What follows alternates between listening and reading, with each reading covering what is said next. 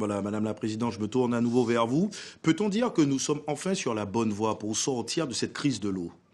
La semaine dernière, au moment de la signature entre les différents présidents de communautés d'agglo, je me suis réjouie de voir que enfin on avait trouvé la possibilité de se mettre autour d'une table.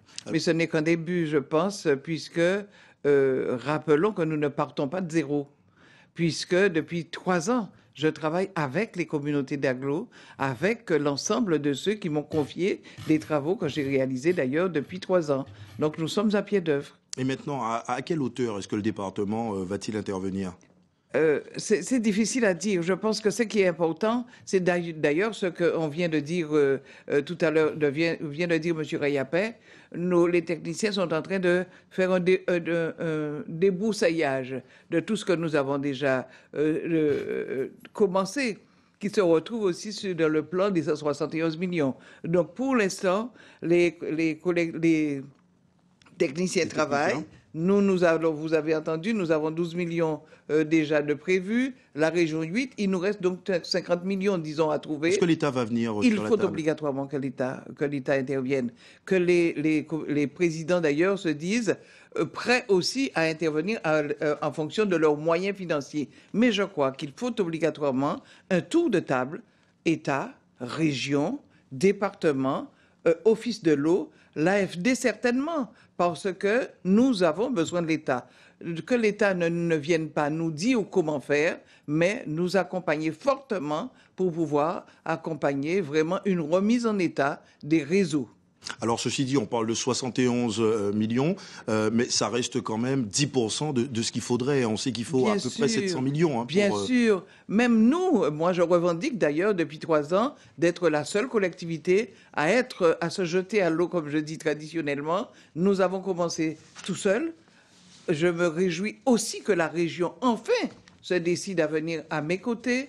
Et donc, nous pouvons ensemble avancer, je dirais, sur l'urgence. Les 71 millions d'euros, si nous arrivons sur les 2 ans à faire en sorte que les réseaux soient réparés, disons que nous aurons, c'est peut-être une goutte d'eau dans l'immensité des problèmes, mais nous aurons aussi la certitude qu'à la fin, nous allons réduire les tours d'eau. C'est ça l'urgence de l'urgence actuellement. Alors, Bien sûr, il faut continuer. Vous avez fait allusion justement à la région.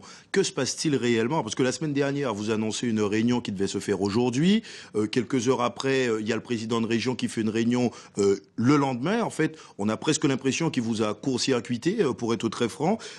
Est-ce que quelque part, on a le sentiment qu'il y a une surenchère politique malgré la gravité et l'urgence de ce dossier? En début de tout à l'heure, je vous ai dit qu'on ne peut pas avoir de concurrence entre les deux collectivités. Le moment est trop grave. Il faut obligatoirement, je dirais, que nous soyons ensemble pour résoudre au moins ce problème-là. Oui, je pense que le président de région, c'est vrai qu'il était urgent qu'il se mette à mes côtés, qu'il me rejoigne. Donc c'est fait. Je crois qu'on a travaillé ensemble d'ailleurs et j'ai décidé de maintenir la réunion que j'avais proposée. D'ailleurs, j'avais proposé à Monsieur le Président de co-présider avec moi cette réunion. Ce qui ne s'est pas fait, finalement. Mais on l'a fait, si vous voulez, la veille. Aujourd'hui, nous avons fait une belle séance de travail. Je crois que c'est ce qui est important. Tout le reste n'est que l'écume des choses. Je crois que nous avons fait une réunion de techniciens. Donc, dorénavant, nous aurons des éléments pour continuer à travailler. Et c'est vrai que nous arriverons en 2020 à certainement permettre de faire retomber un peu la pression et d'envisager la suite. Et c'est à ce moment-là que nous aurons besoin d'engager les 600 millions et nous aurons besoin de l'État à nos côtés. Pour pouvoir le faire. Alors, justement, en parlant de l'État, on a le sentiment que c'est aussi l'arrivée du ministre, l'arrivée prochaine du ministre qui a un peu bousculé les choses. D'un coup, tous les politiques veulent prendre à bras le corps, parce que la population voudrait comprendre, en fait, pourquoi maintenant on se retrouve à avoir des réunions successives comme ça. Je suis la première à dire non, parce que depuis 3 ans, je travaille avec les présidents de communautés d'agglo. Tous les chantiers que j'ai pu jusque-là mener et qui ont permis que la Guadeloupe ne soit pas, je dirais, en état de siège, parce que c'est quelques 60 millions que j'ai mis je dirais, dans les réseaux.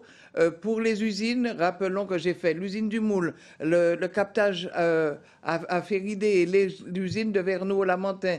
Donc un certain nombre de réseaux, depuis par exemple Maogaya qui traverse toute la ville de Sainte-Anne jusqu'à la gendarmerie. Cela a permis certainement de pouvoir améliorer les choses. Si nous n'étions pas intervenus, aujourd'hui, ça ne serait pas 71 millions, ça serait certainement plus de 110 millions. Donc, aujourd'hui, je crois que nous avons avancé. Les présidents de collectivités d'agglomération ont travaillé certainement en dehors de toute pression, mais ils ont travaillé. Tout le monde a pu travailler donc, autour. Aujourd'hui, nous pouvons dire, eh bien, tout le monde est autour de la table. Je crois que ce qui est important, c'est que nous n'avons pas besoin que l'État nous prenne la main.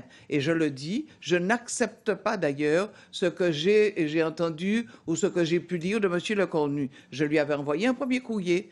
Il est important de dire... Tout le monde comprenne, que ce soit très clair. Oui. En fait, il a dit qu'il allait venir en Guadeloupe pour expliquer aux élus comment faire pour apporter la solution. Nous n'avons pas besoin. Par contre, c'est vrai qu'il nous faudra travailler sur une gouvernance. Je ne dis pas qu'il ne faut pas. Après avoir répondu à l'urgence, il nous faut travailler et aller vers une urgence, vers une gouvernance beaucoup plus globale. Nous le ferons en élus responsables et je crois que les Guadeloupéens doivent le savoir. Ce sont des élus responsables qui se sont mis enfin peut-être autour de la table, mais nous y arriverons. Merci beaucoup, Madame la Présidente, d'être intervenue dans